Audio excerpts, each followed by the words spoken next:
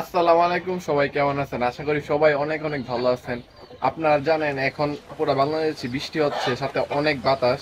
তো এই বাতাসের সময় অনেক সময় ছোট পাখি কিংবা পাখির বাচ্চা তারা নিজেদের পথ হারিয়ে অন্য জায়গায় এসে পড়ে। তো এমন একটা ঘটনা আমাদের সাথে হয়েছে, আমি আপনাদেরকে পরিচয় করে দিই আগে। আর এই যে এখানে অসাধারণ সুন্দর একটা পাখি, যদিও পাখিটা অনেক সুন্দর ও অনেক ঘাবড়াইতেছে, কারণ এটাই স্বাভাবিক। এগুলা বন জঙ্গলের পাখি, মানুষ দেখলে ঘাবড়াবে, এটাই স্বাভাবিক। তো আমি আপনাদেরকে পাখির নামটা বলি। পাখির নাম হচ্ছে ক্রিমসন ফ্রন্টেড বারবেট। মজার কথা হচ্ছে এই পাখিগুলো কিন্তু বাংলাদেশি পাখি না, ওরা কিন্তু একভাবে বলা যায় অতিথি পাখি, কারণ এগুলা দক্ষিণ ভারত ও শ্রীলঙ্কার মধ্যে পাওয়া যায়। এখন কথা হচ্ছে তাহলে এত দূরের পাখি আমার কাছে কিভাবে আসলো, আমি আপনাদেরকে ক্লিয়ার করি ব্যাপারটা। এই পাখিগুলো বর্ষাকালে ফল ফ্রুট যখন বাংলাদেশে হয়, আপনারা জানেন বর্ষাকাল কিন্তু ফল ফ্রুটের এই কাল এটা। তো এই ঋতুতে কিন্তু ওরা আসে বাংলাদেশে ফল ফ্রুট খাওয়ার জন্য, অতিথি হিসাবে আসে। আমরা তাদেরকে ধরে আপ্যায়ন করি। না আসলে না, আমরা আসলে ধরি নাই, ও আমাদের কাছে ধরা দিয়েছে। আমি আপনাদেরকে বলি, তো যখন আসছে বর্ষাকালে, এখন কিন্তু বর্ষাকাল শেষ, তো আমি যতটুকু গবেষণা করে জানতে পারছি ওরা আবার গ্রীষ্মকালে চলে যায়। তো আমার মনে হচ্ছে যে পাখিটা যাওয়ার পথেই কালকে সকালে অনেক বাতাস আসছিল, হয়তো সে এই বাতাসে ওর গতিবেগ না আটকিয়ে সেরা আপনার রাস্তার মধ্যে পড়ে যায়। তারপর কিছু ছেলে ওকে ধরে এনে আমার বায়ারকে দিয়েছিল, তারপর আমার বায়ারটাকে আনছে। তো এটাকে ছাড়ার পর এটা উঠতে পারে না, একটু একটু উড়াল দিয়ে পড়ে যায়, এটা পাকটা হয়তো ভেঙে গেছে বা ওরা ধরার কারণে ওই শরীর তো নরম এগুলার, তো এই কারণে শরীরে হয়তো সমস্যা হচ্ছে। এই পাখির কিন্তু আরেকটা বৈজ্ঞানিক নাম আছে, এই নামটা হলো এত কঠিন যেটা মানে আমার মুখ দিয়ে বের হচ্ছে না। সাইকোপগলন রুব্লিকাপিলাস। এর মানে হচ্ছে নরম দাড়িওয়ালা সবুজ রঙের পাখি। একটা মজার কথা হচ্ছে এই পাখির ঠোঁটের পাশে কিন্তু দাড়ি আছে, এই কারণে কিন্তু বৈজ্ঞানিক নামটা দাড়ির দিকে নিসবত করে এই নামে নামকরণ করা হয়েছে। আর এই পাখির দাড়ি কিন্তু পাখির সৌন্দর্য আকর্ষণ আরো বাড়িয়ে তোলে, যেটা আপনার ছবিতে দেখতে পারছেন। তো তো পাখি তো দেখাইলাম, সাথে আমার কিছু আপডেট দেখে আপনাদেরকে। আমার এই মুরগির বাচ্চাগুলো কিন্তু বড় হয়ে যেতেছে। এই যে বাচ্চাগুলো দেখেন, মাশাআল্লাহ অনেক বড় হয়ে গেছে। আমি তাদেরকে একটু খাবার দিই। আহ, আহ, আহ, আহ, আহ, আহ, আহ।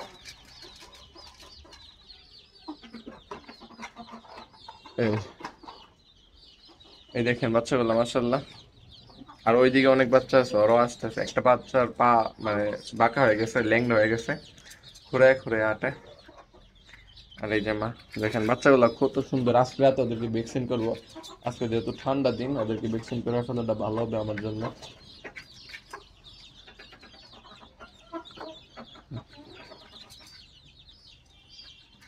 আর মজার কথা হয়েছে, আহ, আপনারা জানেন কিনা জানি না, এখন যেমন এপ্রিল মে, মে দুইখা যাইতেছে, আমার এই শালিক পাখিগুলা কিন্তু দুইবার ডিম পারছে। 2 বছর দুইবার ডিম পারছে। জুন মাসে ডিম পারছে। আমি কিন্তু এবার ওর জন্য একটা মেল নিয়ে আসবো, যাতে ও মানে জোরে নিয়ে ডিম বাচ্চা করে করতে পারে। এমনিতে ডিম পাই আর নিজেই ডিম দিত। আমি একটা পাখি খুঁজতেছিলাম, অবশ্য পাই নাই। দেখি এবার যদি পাই তাহলে ওর সাথে জোরে দিয়ে দিব। আর ও তো মানে ইয়া জুট শালিক, আর ও হচ্ছে বাতা শালিক। তো অনেকে বলছিল যে এইটার সাথে এটা জোড়া দেওয়ার জন্য। আমি ভাই এটার সাথে অনেকদিন রাখছি, কয়েকদিন ভালো করে থাকে, পরে টুকরি করে ওর সাথে জোড়া নেই না। কারণ এইটা এক জাতের পাখি, এটা আরেক জাতের পাখি, যদিও জাত এক, তো পার্থক্য আছে। হুম। আর ওর জন্য একটা মেল নিয়ে আসবো আমি, এই যে আমার কোচিংটার জন্য। হুম। ওর দুইটা বাচ্চা আছে, একটা বাচ্চা এখানে সম্ভবত আছে, আমি বলতে পারি না, কারণ বাচ্চাগুলো পুরো ক্রস ব্রিড হয়ে গেছে। আরেকটা বাচ্চা নিচে আছে পুরো ওর মতো, মাসাল্লাহ। আর ওর বাচ্চা তো এখানে অনেকগুলো আছে, এখানে আছে, নিচে আছে, উপরে আছে, সব জায়গায় আছে। ওর বাচ্চা আছে, মাসাল্লাহ। ওর বাচ্চা আছে। তো আমার যে গুগু পাখিগুলো ছিল আপনাদেরকে দেখাই। এই যে গুগু পাখি, হ্যাঁ, এই গুগু পাখির বাচ্চারা কিন্তু বড় হয়ে যাইতেছে, মাশাআল্লাহ। গুগু পাখির গ্রোথ অনেক বেশি। আমার মনে হয় যে কবুতরের থেকে গুগু পাখির গ্রোথ হরমোন শরীরে বেশি, এই কারণে অনেক বড় হয় তাড়াতাড়ি। এই যে দেখেন কত সুন্দর লাগতেছে। তো আমি কিন্তু এটা নিয়ে প্ল্যান করে ফেলেছি, এখানে এখানে পাখির বাসা দিব, এখানে দিব, এখানে দিব। তারপরে এর মধ্যে কি করব আমি সব সিক্রেট রাখতেছি, কারণ এটা অনেক হাইফাই ভাবে করব। মানে হাইফাই বলতে এমন না যে টাকা খরচ করবো, আর টাকা না বলতে, দেখতে যাতে একবারে ন্যাচারাল লাগে, অনেক সুন্দর লাগে, এমন ভাবে করব। তো আরেকটা জিনিস, এখানে বৃষ্টি পরে দেখে আমি ওদেরকে ডাইকা রাখছি। আর দ্বিতীয়ত মূল কারণ হচ্ছে ওদেরকে আমি ছাদে আসলে আমি ডাইকা রাখবো, আমি গেলে খুললে দিব, কারণ ও মানুষ দেখলে বেশি ডাকাডাকি করে। তো ডাকলে আর ডাকাডাকি করে না, কারণ ওদের ডাকাডাকি করে না, মানুষের সমস্যার সাথে আমার ভিডিও করতে গেলে অনেক সমস্যা হয়। এমনি তো টাকাটাকি কমই করে, যখন মানুষের মানে একটু আউট পাই তখন টাকাটাকি শুরু করে দিই। দেখেন আমার এই খাঁচাটা কিন্তু খুবই সুন্দর লাগতেছে। তা এখানে যখন পাখি ছাড়া হবে তবে তখন তো দেখলে মনটা পুরা বইরা যাবে।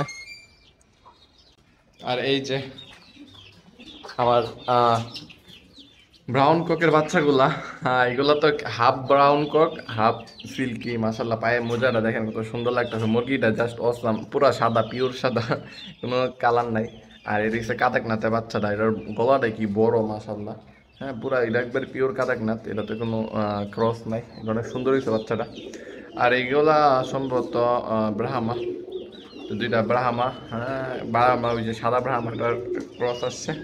তো আরেকটা সুন্দর মুরগি আমি দেখাই, এই যে দেখেন ওর মাথার মধ্যে কিন্তু জুট আছে, এই কত সুন্দর জুট। এই যে এই মুরগিটা কিন্তু সিল্কি আর ব্রাহ্মার ক্রস।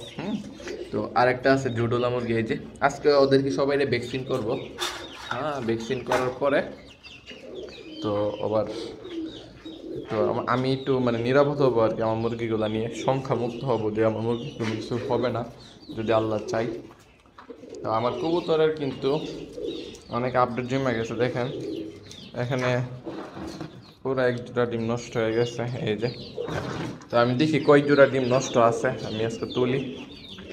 এখানে ডিম নাই, এটাতে ডিম আছে, দেখি এটার অবস্থা কি। এই ডিমও নষ্ট, এই ডিমও নষ্ট, এটার ভিতরে লড়ে, এটাও রাখি। এটা তো ডিম ওঠার কথা ছিল না, কারণ এটার মেল নাই, ওর ডিমে বসে রাখছে কেন জানি না। তো দুইটা ডিমই নষ্ট, জমে নাই ভিতরে, ওইটা উঠে ফেলি। তো এখানে কি অবস্থা, এখানে এইটা এটা এটা এটা এটা তো মনে হইতেছে যে রাখি, এটা উঠতে পারে, কিন্তু এটা 100% উঠবে, এটা উঠবে। ওইটা একটু লাল হয়ে গেছে ডিমটা, কেন ও কীভাবে ঠুকরাইতেছে আমাকে, কেন এত রাগ কেন আমার সাথে, ওদেরকে আমি ছেড়ে দিই। তো এছাড়া সবগুলারই মোটামুটি ডিম আছে, বাচ্চা আছে। এই খোসাগুলো আমার রাখতে হবে, খোসাগুলো আমি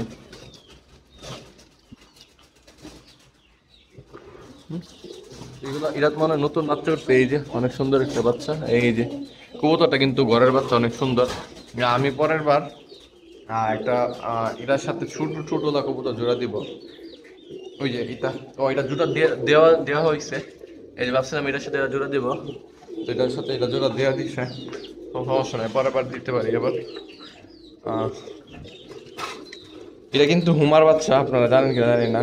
হ্যাঁ, এটা হুমার বাচ্চা, এটা এখানে দিয়েছে যাতে যা করে। ওরাও হুমা, ওরা কিন্তু একটা হুমাই। ডিম খুঁজলে আরো অনেক পাওয়া যেত, একটা একটা করে খুঁজলে।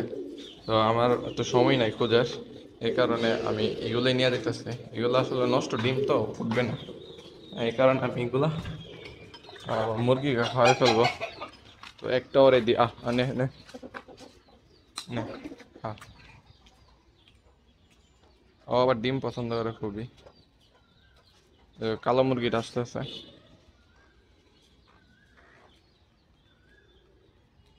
কালোটা ডিম পছন্দ করে, আমি কালোটাকে একটা ডিম দিয়ে দিই। নে, কালোটা ডিম খাইতেছে।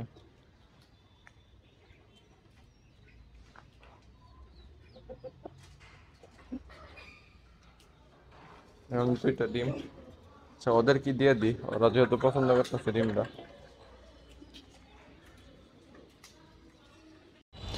উপরে আসলাম, আপনাদেরকে উপরে মুরগিগুলা দেখাই।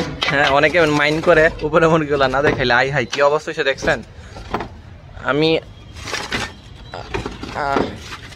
আমি সুন্দর করে ওদের পানির যে পাত্রটা আছে এটা রাখতাম, ওই যে ওইখানে একটা রেক আছে রাখার, এই যে লাল কালার দেখতে পারতেছেন।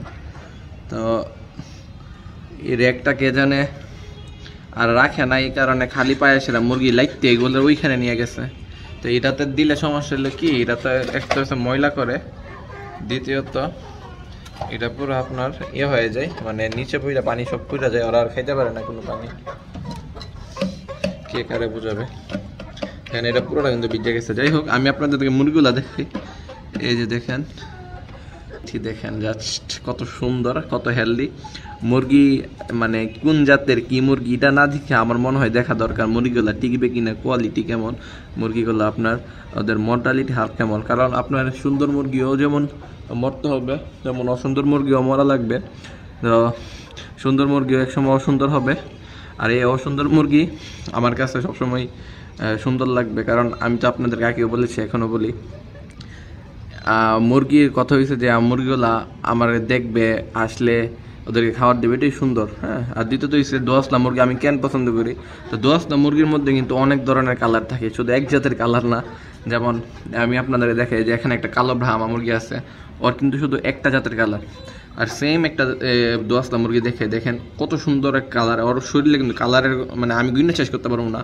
ক্রিমি কালার, তারপর সাদা, এবার একটু বাদামি কালার আছে, তারপর কালো কালার তো আছে, তারপরে আবার একটু এই সিলভার কালার আছে, এবারে ব্রাউন কালার আছে, মানে অনেক ধরনের কালার। এটা কিন্তু একটা সুন্দর, হ্যাঁ। তো এই কালারটা কিন্তু সবসময় থাকবে। আর আপনারা যত ফ্যান্সি মুরগি বলেন, তো ওই আমি বলতেছি না যে খারাপ, মানে আমি বললাম যে অসুন্দর মুরগিও মরবে, সুন্দর মুরগি মরবে যদি আপনারা যত্ন ঠিক মতে না পাই। হ্যাঁ, তো আপনারা মুরগি পালেন, যত্ন করেন, খাবার দেন, তো এনাফ।